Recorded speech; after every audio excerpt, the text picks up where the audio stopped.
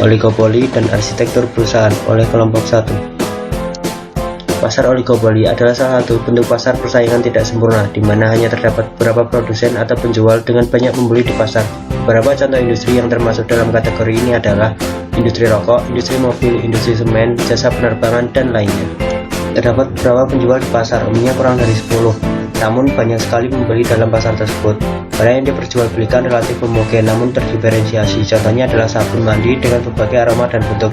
Penjual di pasar oligopoli memiliki kemampuan dalam menentukan harga karena adanya perbedaan dari masing-masing produk. Masing-masing penjual bersaing sangat ketat dengan penjual lainnya. Persaingan terutama melalui promosi besar-besaran serta perang harga. Produsen baru dapat memasuki pasar oligopoli ini walaupun sulit karena dibutuhkan modal yang sangat besar untuk dapat bersaing dalam pasar tersebut. Karena sifatnya yang terdiri dari beberapa perusahaan, perilaku satu perusahaan menjadi sangat terasa pengaruhnya bagi perusahaan lain, sehingga menimbulkan ketergantungan dari masing-masing strategi atau tindakan yang diambil. Rasio konsentrasi, tingkat dominasi beberapa perusahaan besar dalam suatu industri diukur dengan rasio konsentrasi. Rasio ini mengukur persentase penjualan total yang dilakukan oleh 4, 8, atau 12 perusahaan terbesar terhadap total penjualan dalam industri. Indeks Herfindahl. Indeks ini dihitung dengan menjumlahkan nilai kuadrat pangsa pasar semua perusahaan dalam pasar. Semakin tinggi indeks Herfindahl, semakin besar tingkat konsentrasi dalam industri. Selanjutnya, contestable market. Ketika suatu perusahaan memasuki industri tersebut benar-benar bebas dan keluar industri tersebut benar-benar tidak menelan biaya, pasar itu adalah pasar yang dapat diperebutkan atau contestable. Selanjutnya yaitu model oligopoli. Yang pertama yaitu ada model Carnot yang digagas oleh Augustin Carnot. Model Carnot bermanfaat dalam oligopoli di antara perusahaan yang saling bergantung erat. Asumsi perilaku dasar pada model Carnot ada pada setiap perusahaan saat memaksimumkan laba, di mana mereka menganggap bahwa duopolis yang lain menghasilkan output yang konstan pada level tertentu. Kemudian di sini ada kurva model Carnot, di mana ketika jumlah perusahaan meningkat, total output keseluruhan perusahaan secara bersama-sama meningkat dan harga turun. Akhirnya, ketika semakin banyak perusahaan yang masuk, pasar semakin tidak lagi oligopolistik. Kemudian selanjutnya ada model kurva permintaan terpatah yang digagas oleh Paul Sweezy. Menurut Sweezy, oligopolis menghadapi kurva permintaan yang memiliki batahan pada tingkat harga yang berlaku dan sangat elastis terhadap perubahan harga jika harganya dinaikkan, tetapi tidak elastis jika harganya diturunkan. Maka terjadilah kurva permintaan yang akan membelok. MR akan memiliki diskontinuitas dan oligopolistis tidak akan merubah harga ketika biaya marginal berubah. Kemudian di sini ditunjukkan adanya kurva permintaan terpatah yang dimana dikatakan kurva permintaan yang akan membelok di titik G. Kemudian penjelasannya itu kurva D lebih elastis pada bagian atas patahan dibanding bagian bawahnya karena bagian atas menunjukkan harga yang naik. Kemudian MR di sini adalah kurva pendapatan marginal yang dipotong oleh titik B. Kemudian tingkat output terbaik adalah sebesar 40 unit yang ditunjukkan oleh titik E. Kemudian yang ketiga yaitu adanya kesepakatan kartel yang mengenal kolusi. Kolusi ini dapat bersifat jelas atau eksplisit, yaitu pada kartel yang berbagi pasar, dan bersifat tidak jelas atau implisit, yaitu pada model kepemimpinan harga. Kemudian terdapat dua jenis kartel, yaitu kartel terpusat dan kartel yang berbagi pasar. Kemudian di sini ditunjukkan adanya kurva kartel terpusat, yaitu dalam kurva di atas D adalah kurva permintaan untuk keseluruhan pasar dan MR adalah kurva MR yang sesuai untuk produk homogen yang dihasilkan oleh dua perusahaan yang membentuk kartel terpusat. Kurva sigma MC bagi seluruh kartel diperoleh dengan menjumlahkan secara horizontal kurva MC dari kedua perusahaan. Otoritas kartel terpusat akan menentukan P sama dengan 8 dan menjual Q sama dengan 50 unit yang ditunjukkan oleh titik E, yaitu ketika sigma MC membentuk kurva MR kartel. Selanjutnya yaitu mengenai kepemimpinan harga atau price leadership. Pemimpin harga biasanya adalah perusahaan yang paling besar dan dominan dalam industri dan diakui sebagai pengamat atau barometer pasar yang paling tepat untuk mengetahui perubahan dalam permintaan industri dan kondisi biaya yang menuntut dilakukannya perubahan harga atau disebut perusahaan barometrik.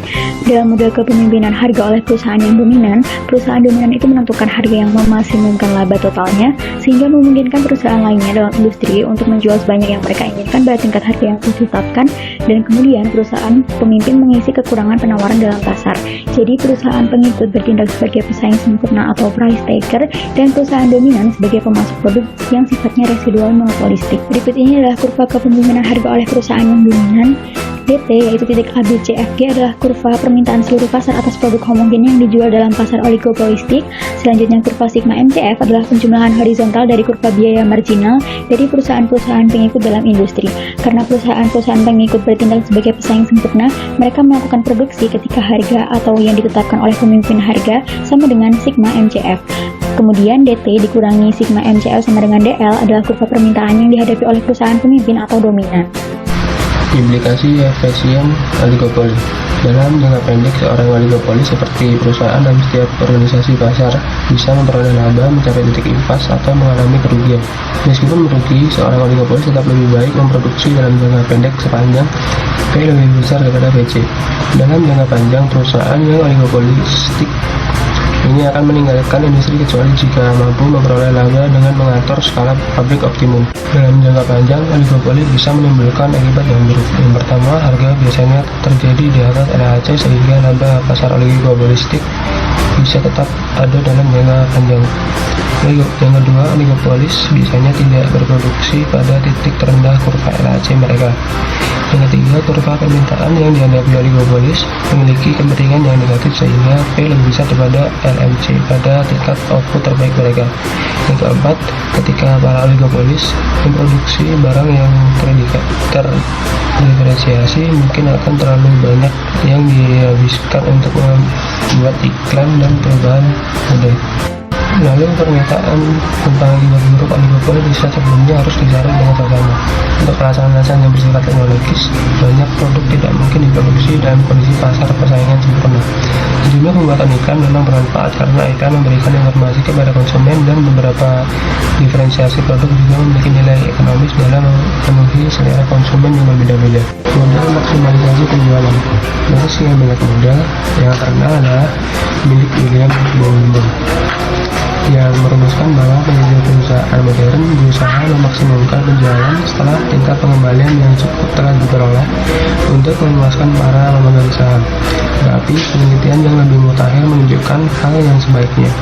Model maksimalisasi penjualan disajikan di sini karena sangat relevan dengan pasar oligopolistik. Berikut adalah model dari maksimisasi penjualan.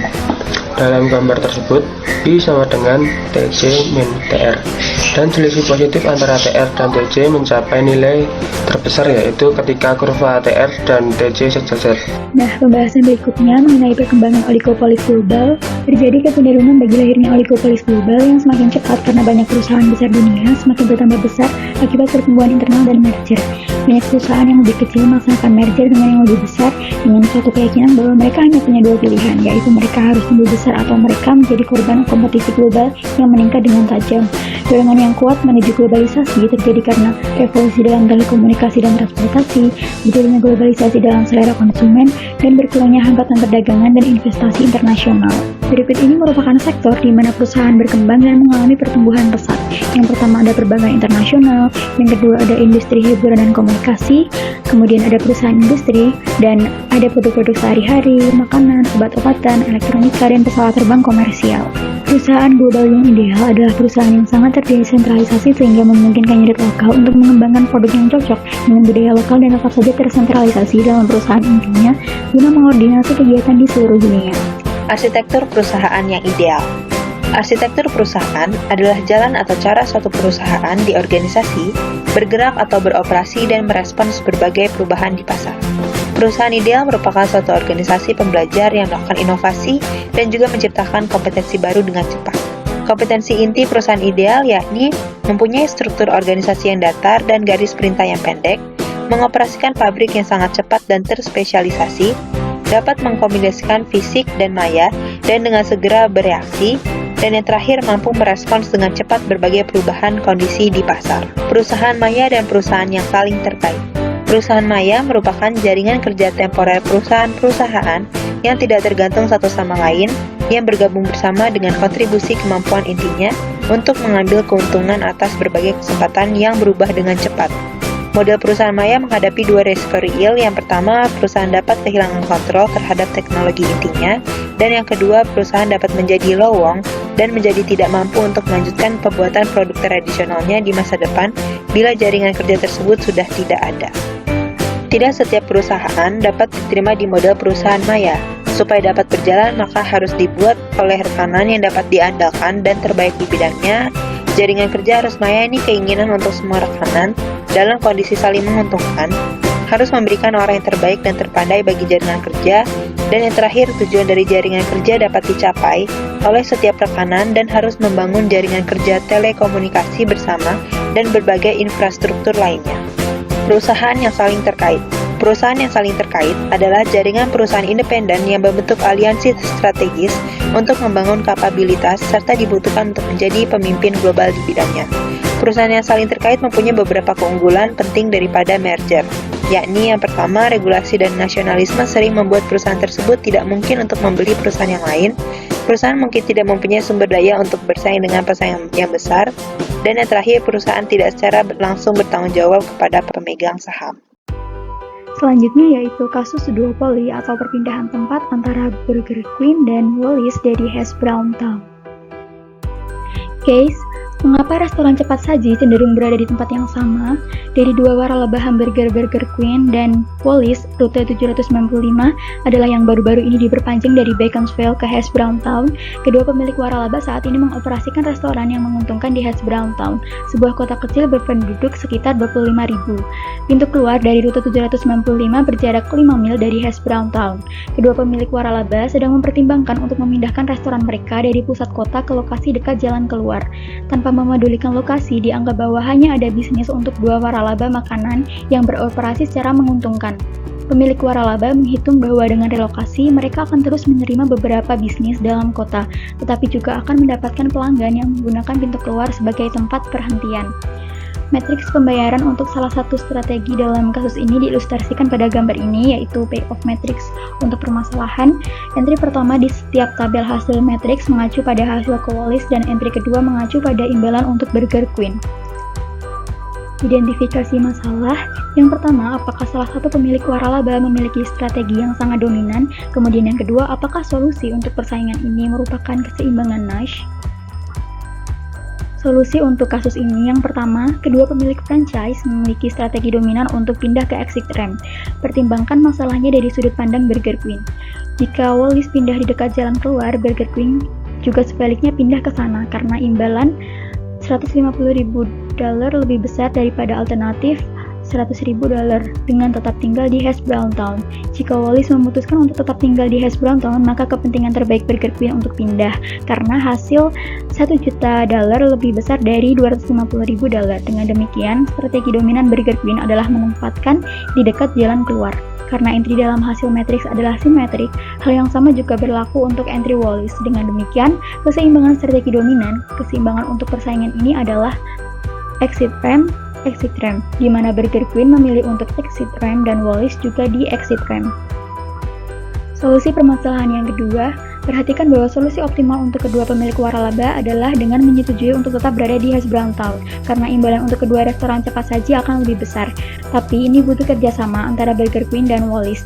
Jika perilaku kolusi dikesampingkan, equilibrium strategi dominan, yaitu exit ramp dan exit ramp juga merupakan equilibrium Nash, karena tidak ada waralaba yang dapat sepihak meningkatkan hasil dengan memilih strategi yang berbeda. Sekian penjelasan dari kelompok kami. Terima kasih.